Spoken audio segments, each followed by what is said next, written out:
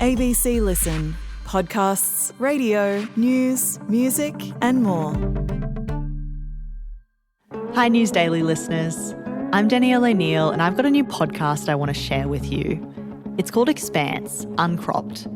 And at a time where it feels like division is the norm, I've gone back to a story from the 60s that was incredibly divisive to try and see what lessons we can learn. It's a wild story with farmers and UFOs and media pylons. Check it out by following Expanse on the ABC Listen app. Before we get to today's episode, I wanted to let you know we're doing a listener survey and we really want to hear from you about how you found the show this year and how we can make it even better. It's short, anonymous, and you can find the link on our website. Just search for ABC News Daily.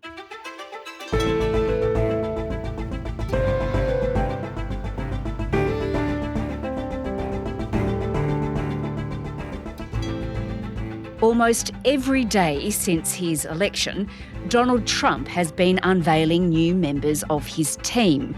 And the pics say a lot. He's chosen a vaccine sceptic as health secretary, a TV host to take charge of defence, and an accused drug and sex offender as Attorney General.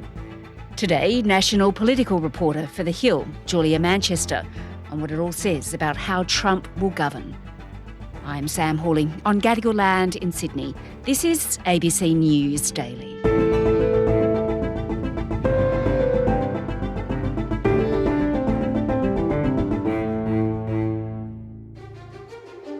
Well, US President-elect Donald Trump has nominated Robert F. Kennedy Jr. to head the United States Federal Health Agency. Former Democratic Congresswoman Tulsi Gabbard, who's previously implied that the Russian president had valid grounds for invading Ukraine, is Trump's pick as Director of National Intelligence. Well, Matt Gaetz is certainly a surprise. If he is confirmed in that role, he would oversee the department that until last year was investigating him on possible sex trafficking offences. There are questions over whether choices such as former Congressman Matt Gaetz for Attorney General will be confirmed by the Republican-controlled Senate.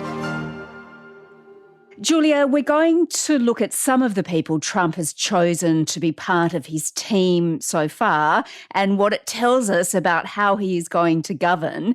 But first, just tell me about this, because this team, it's largely about loyalty, isn't it? What does loyalty look like to Donald Trump? Well, look, I think it's a good question. Loyalty, I think, means sticking by him through thick and thin. And, you know, going back to his first administration, there have been a number of people, who served in his administration, who served in Congress, Republicans, who worked with him, but have since fallen out with him or have since left his orbit. But at the same time, there are others who have stayed with him really through, his worst moments and his good moments. So, for example, during the 2020 presidential election results, there were a lot of Republicans who spoke out against him. A number of them, most notably former Congresswoman Liz Cheney, have since fallen out with him, but others have maintained their relatively good relationship with him, like Senator Marco Rubio, for example, or former Congressman Matt Gaetz. Yeah, and we'll talk about Gaetz a bit more in a moment because, wow, that's an incredible pick. But before we get there,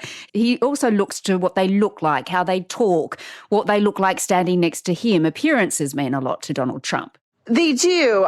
Certainly people who are telegenic, who go on TV a lot. I don't think he necessarily has a type in terms of what they physically look like. But if they present well on TV, present well on stage, I think Donald Trump likes that. That's why, for example, during the Veep stakes, when he was choosing his vice presidential pick, you saw people like J.D. Vance, Marco Rubio, Doug Burgum all over cable news because Donald Trump is watching that. So he likes people who are presentable in front of some sort of an audience.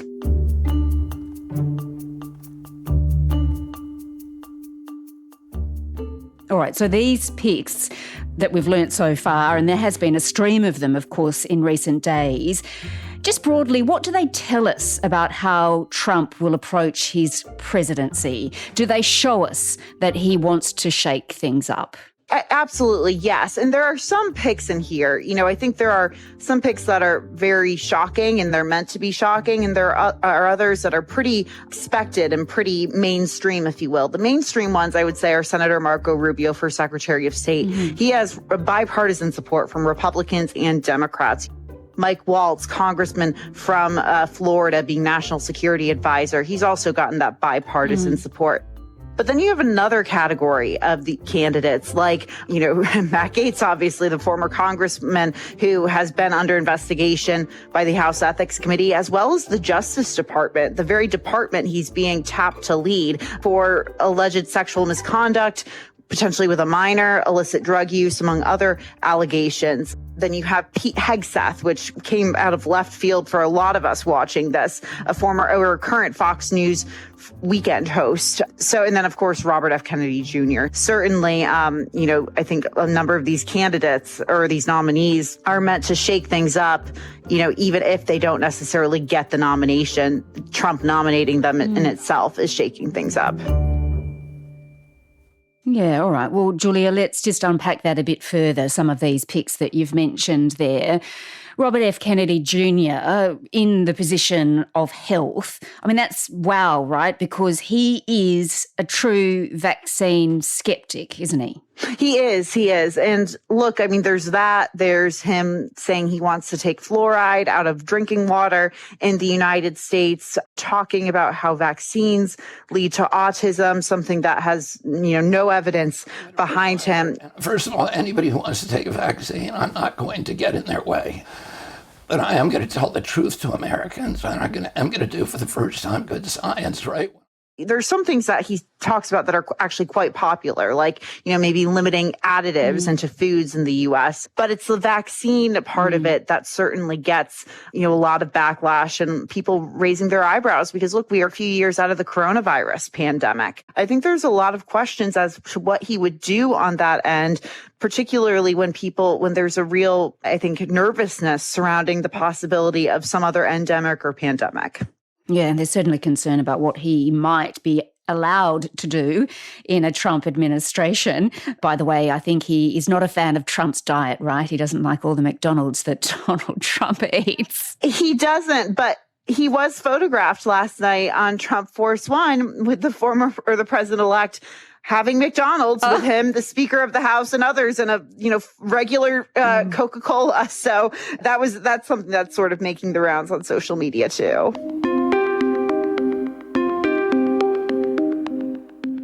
Right. Mm-hmm. Okay. All right. Well, Matt Gaetz, as you mentioned, I mean, this is extraordinary, right? Attorney General. I mean, there couldn't be a position less fitting for this man. There's even a congressional ethics report into his conduct that's actually being kept under wraps at the moment, isn't there? Yeah, so we know that last week the Ethics Committee was supposed to meet to vote on whether they would release the report. That meeting was canceled, so we don't know what's going to happen there. But it's just incredibly ironic that he's being tapped to lead this government agency when he's been under investigation by the government agency. Matt Gaetz denies all of these allegations against him, but it's still very notable. And it's notable enough that a number of Senate Republicans, a number of House Republicans have spoken out against his nomination. It's really unclear whether he'll even get nominated in the first place. I mean, it's very possible that 4 Senate Republicans could vote against him, and that's all that would be needed for his nomination to tank. So I think a lot of people are asking the question, is Matt Gaetz a sacrificial lamb here at the end of the day? Yeah, because of course, yes, these positions do need to be approved by the Senate. It is or will be Republican controlled, the Senate. Is this a test? A Trump test for the senators to show loyalty to him in some way? I mean, it just seems like such a bizarre pick. Yes, I think it could be viewed as that. But I will say this, the person who's leading Senate Republicans right now, the Senate Majority Leader, North Dakota Senator John Thune, he's, clearly in support of the former president, but he's not necessarily from the Trump wing of the party. This is someone who spoke out against Trump's unfounded claims that the 2020 election was stolen 4 years ago. There could be some pushback there. And I think senators don't like, in general, to be sort sort of interfered. They don't like interference from the outside. So this could be a bit of a push and pull between Trump and Senate Republicans. All right, so Matt Gaetz might be vetoed by the Senate. That remains to be seen. What about Tulsi Gabbard? She'll be the director, if Trump gets his way, of national intelligence, which is a pretty big, vital role. Tell me about her. There's a lot of questions about Tulsi Gabbard. You hear this phrase Russian agent sort of thrown around because she has made comments about U.S. adversaries like, Vladimir Putin and even Bashar al-Assad, the president of Syria. She secretly met with him in 2017. She's made comments about these people who are adversaries that would seem to suggest that she doesn't view them as adversaries. She's a very populist figure. I have no doubt that he will meet with Putin. He will meet with Zelensky. He will meet with Kim Jong-un. He will meet with anyone he needs to in order to work towards peace. But there is a question as to, how she would, I guess, lead going forward, given these comments about, other foreign leaders. I think there's a lot of Democrats and even some Republicans who have concerns about her in this position.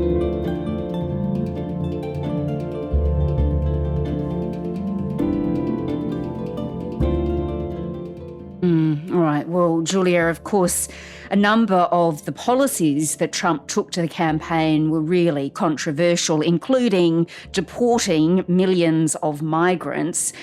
Does this team that he's picked, does it tell us that it wasn't just wild bravado, that he was actually being serious about what he wants to do?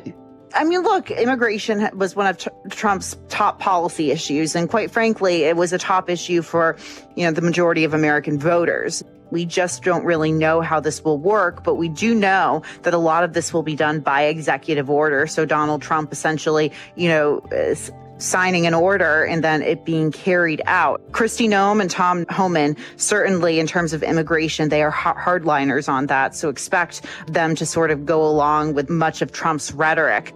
I think there's going to be a removal of the U.S. from the Paris Climate Accord, for example. So they certainly reflect, I think, the former president's rhetoric on some of these issues.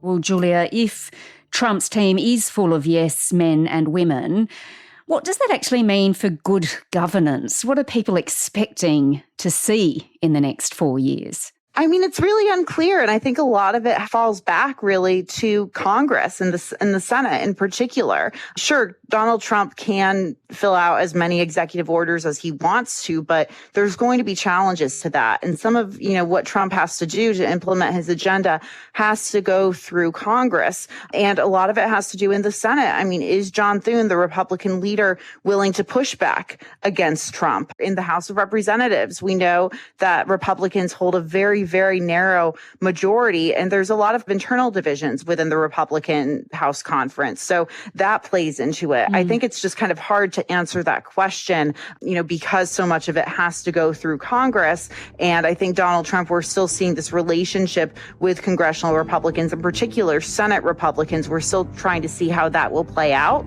I think we'll have more of an answer to that once we get through these nominations.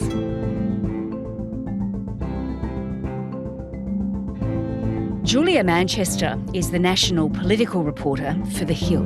This episode was produced by Sydney Peed. Audio production by Sam Dunn. Our supervising producer is David Cody. I'm Sam Hawley. Don't forget to take our listener survey. The link is on our website. And ABC News Daily will be back again tomorrow. Thanks for listening.